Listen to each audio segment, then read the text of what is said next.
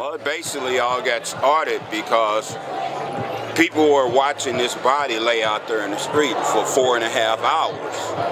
And then when they did move the body, they put it in the back of a police SUV rather than an ambulance or a hearse or anything like that. You know, and that caused a lot of questions.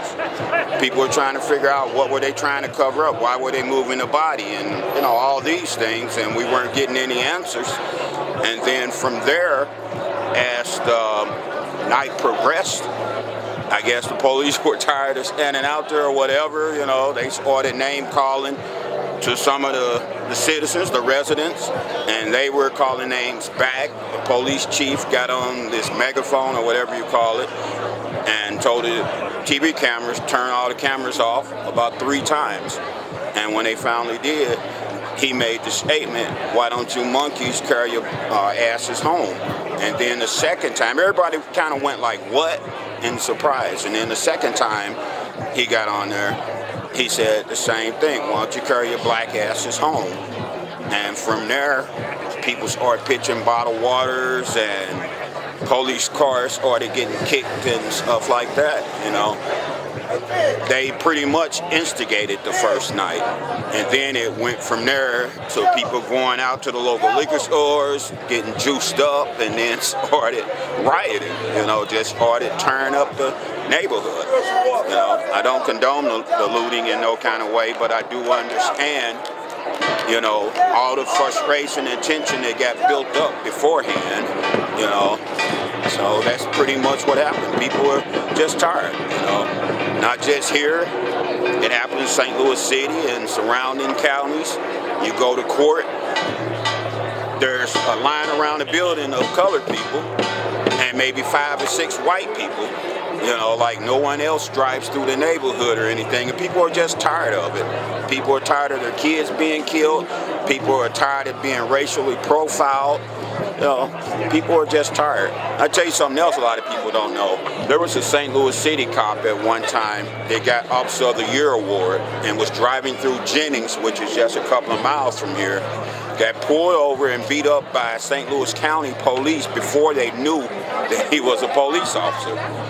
You know, and that just shows you how racist St. Louis, Missouri is.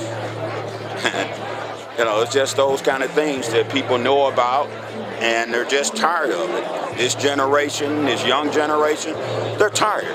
They're really tired, and that's what it all comes down to.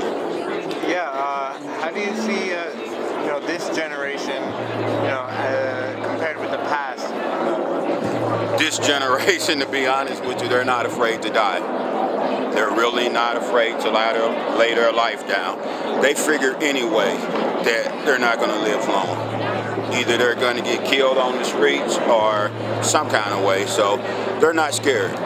They're not afraid. They're not afraid of the police. They're not afraid of the government, the system, nothing. And that's sad because this is America, you know, and it shouldn't be going on here.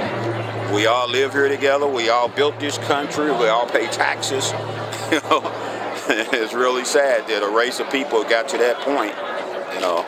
So I hope I'm not talking too long. No, absolutely. Keep on talking. That's just, I don't know, that's my perspective and how I see things. You know, when I greet people on the street, you know, see someone I haven't seen in a long time, we shake hands and say, hey, I'm glad to see you, because dying young in America, being a black man, it happens so often that we're just glad to see each other, you know.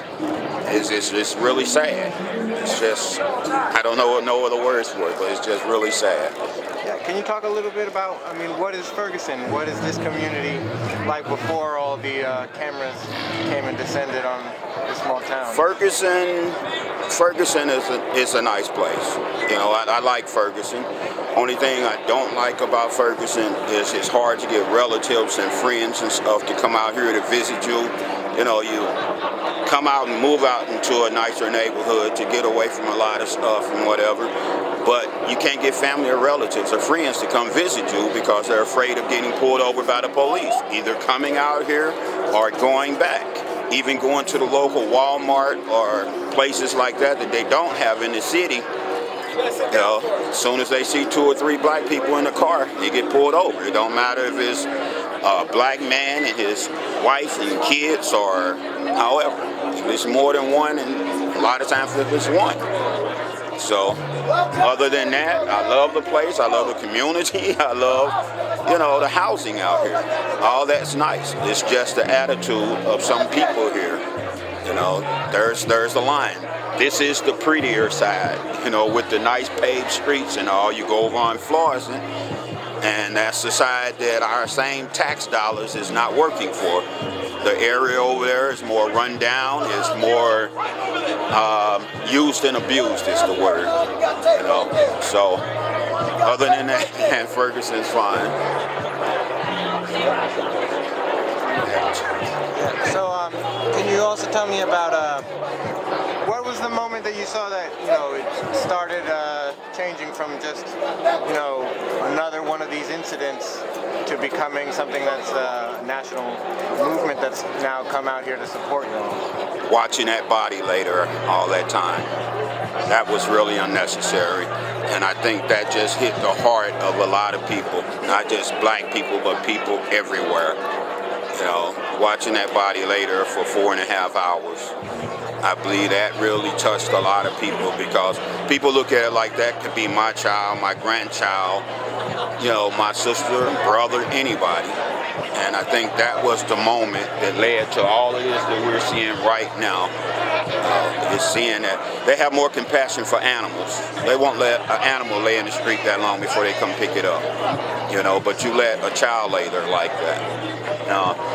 That was gut-wrenching, very gut-wrenching. And the people in these areas, you know, just decided that's it. That's it.